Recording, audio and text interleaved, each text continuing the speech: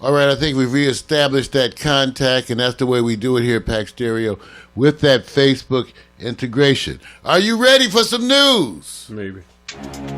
Ladies and gentlemen, it's that time. I hope you have your robe open. Cotton underwear. It's time for the good news, the bad news, and the other shit.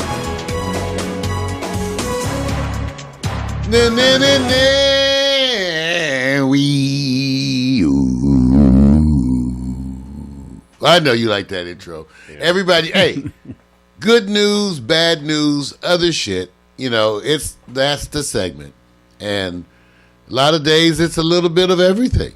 It's a lot of good news. It's definitely some other shit. So first things first, Fidel Castro dead. Actually, he's been sick for a decade. A whole bunch of debate. They can never tell you, despite all their wonderful intelligence, they can't seem to tell us how sick he is. So it's an amazing point in time. A lot of people feeding in on this.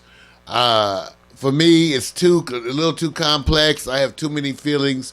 You have to almost discuss Castro to me in phases in order to then try to figure out how one became the other.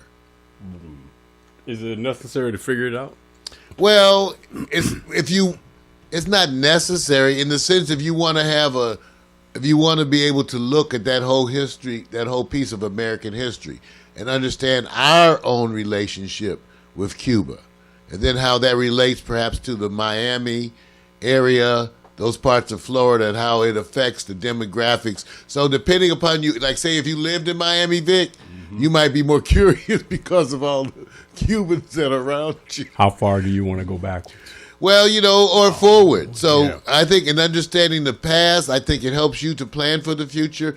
One of the things that's really upcoming now is already happening was, first of all, as one of the last kind of openly communist countries, how U.S. policy goes about interacting with them, and also because you have opened up travel, people can transfer more money.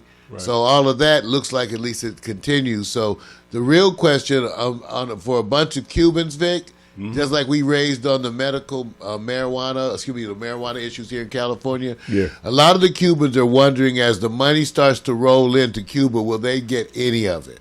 Or is it going to go to companies right from here who go over there with enterprises who then are the ones who are basically absorbing most of the benefit? And that's one of the questions. Okay. I'll give you a Vegas bet. Where do you think it's going to happen? I think the big money people are going to come in there and take everything, like they usually do. Well, you made my bet. Give you some job, and since the question is being communist, what are they going to get as benefits, right? Like salary. That's how do the benefits get? Now, this the part you get to watch as a historical lesson, right? Is watch as